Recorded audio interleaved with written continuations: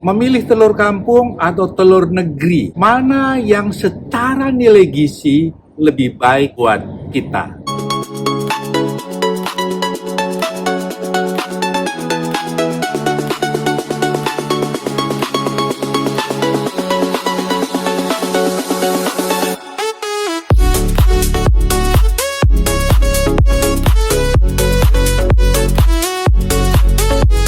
Video kali ini merupakan satu jawaban follow up dari video sebelumnya di mana saya membahas tentang bagaimana menikmati telur dengan 7-8 menit di dalam merebusnya. Karena terlalu banyak yang menanyakan kepada saya, mana lebih baik telur kampung atau telur negeri. Yuk ikutin terus sampai akhir.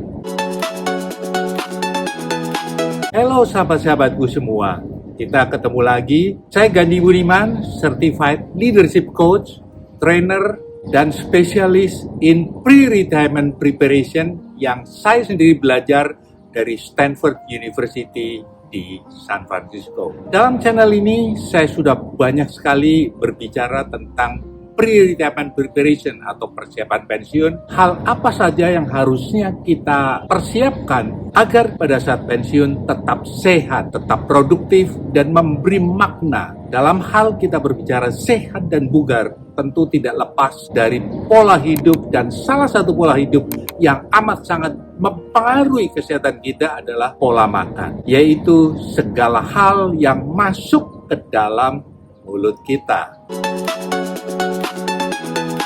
Kualitas gizi suatu telur ternyata bukan tergantung dari jenis ayamnya, tetapi sangat tergantung dari apa yang dimakan ayam itu dan bagaimana ayam itu hidup. Dari satu riset ditemukan bahwa ayam yang hidup dengan bebas berlarian di kebun, di tempat, di padang yang luas, dan juga makan jenis alami yang ayam itu temukan, ternyata memberikan nilai gizi yang jauh lebih tinggi dan juga lebih berkualitas. Yuk kita mulai pembahasannya dan ikuti sampai selesai.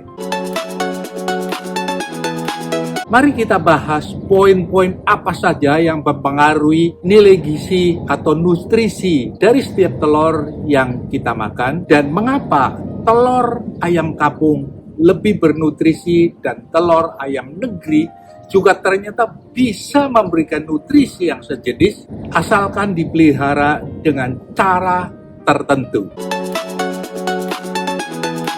Ayam kampung yang dipelihara, dilepas bebas di padang atau dikenal free range atau pasteurized, maka ayam itu bebas berkeliaran, bebas berterbangan kecil-kecil, bebas berlarian, mengejar berbagai macam jenis target makanan ayam tersebut seperti berbagai macam jenis serangga, cicak, biji-bijian, tumbuh-tumbuhan, dan segala jenis yang mereka temui di padang.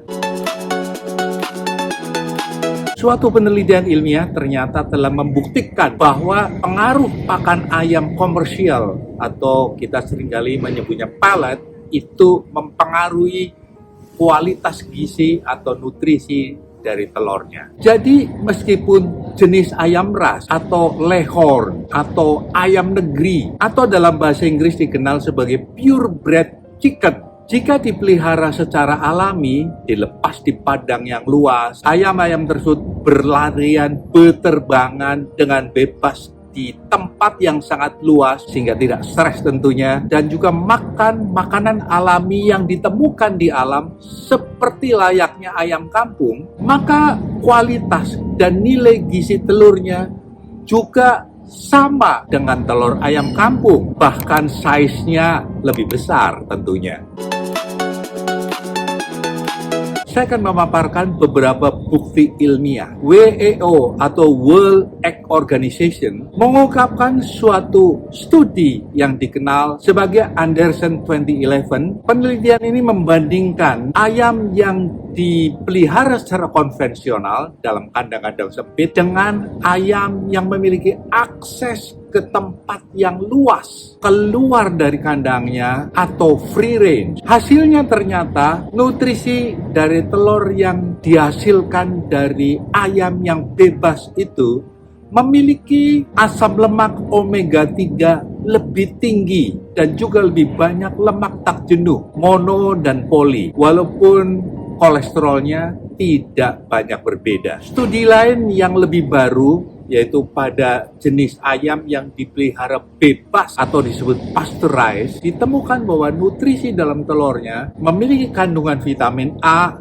E, dan antioksidan seperti lutein dan zeaxanthin, dan kandungan asam lemak omega 3 dan omega 6 yang jauh lebih banyak. Saya dalam hal ini tidak memberikan detail-detail angka, persentasenya, dan juga dalam desimal karena podcast ini konsumsinya bukan bagi saintis. Intinya, nilai nutrisi dari telur yang dihasilkan dari ayam yang dilepas bebas, mereka berlarian di alam dan memakan segala hal secara alami seperti serangga, biji-bijian, rumput-rumputan, dan banyak hal yang ditemui di alam atau disebut pasteurized, memang terbukti memiliki nilai nutrisi yang jauh lebih baik dengan kualitas yang lebih tinggi dan juga tentunya lebih sehat buat kita yang mengkonsumsinya, terutama bagi kesehatan jantung dan mata.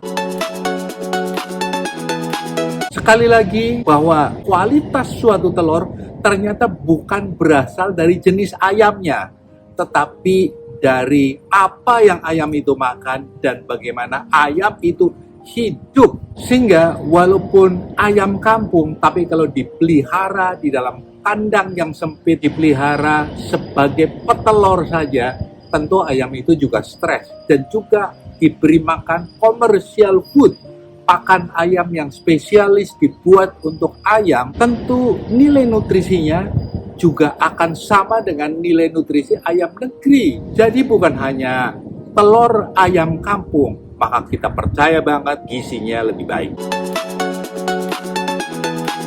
Saya akan membagikan pengalaman saya pribadi. Setiap kali saya tinggal di Amerika agak lama, istri saya biasanya membeli telur memiliki label pasteurized. Ini adalah premium egg, yaitu telur ayam negeri tetapi berasal dari ayam yang dipelihara secara pasteurized atau free range, hidup di padang yang luas, berlarian dengan bebas dan makan secara alami layaknya seperti ayam-ayam kampung di kampung yang beneran di Indonesia. Dan inilah salah satu alasan mengapa pasteurized egg, premium egg, meskipun bukan telur kampung, tetapi laku dijual dengan harga premium, harga mahal. Konsumen semakin sadar nilai gizinya, kualitas gizinya, dan bukan hanya meributkan tentang jenis ayamnya dan ukuran telurnya.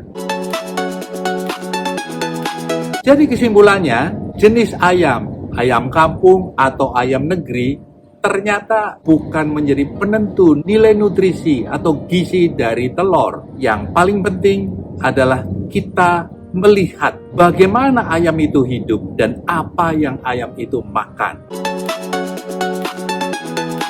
Bila Anda memilih telur ayam untuk dikonsumsi setiap hari, pilihlah telur ayam yang Anda yakin bahwa ini adalah dipelihara dengan baik, dilepas bebas di padang yang seperti yang saya katakan pasteurized, atau setidaknya memiliki akses ke alam bebas karena jenis ini memiliki nilai gizi yang lebih baik. Jika di pasaran sulit menemukan atau Anda tidak yakin, ya tentu akan jauh lebih baik pada saat Anda tahu persis ke tempat di mana peternakan itu ada dan melihat bagaimana peternak itu memelihara ayam. Tentu hal ini akan lebih memberikan keyakinan bagi Anda dengan telur yang Anda beli dan konsumsi. Jika Anda menyukai konten edukasi seperti ini, silahkan klik like dan juga tulis di kolom komentar jenis telur apa yang biasa Anda beli dan mengapa Anda memilih jenis itu. Dan juga beri saran Anda memerlukan topik-topik apa yang saya perlu bahas di channel ini. Bagi yang belum pernah subscribe, silahkan jangan ragu-ragu langsung klik subscribe dan juga share ke anggota keluarga, teman-teman, dan juga grup-grup WA agar informasi kesehatan ini menjadi lebih efektif sampai kemana-mana.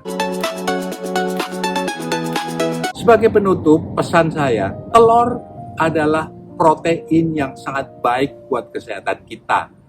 Hal ini menjadi alternatif karena telur ternyata tidak mahal. Makanlah 2 butir telur rebus yang proses rebusnya cukup 7-8 menit saja. Makin tambah usia, jagalah kesehatan Anda. Saya Gandhi Budiman dari GB Empowering. Sampai jumpa.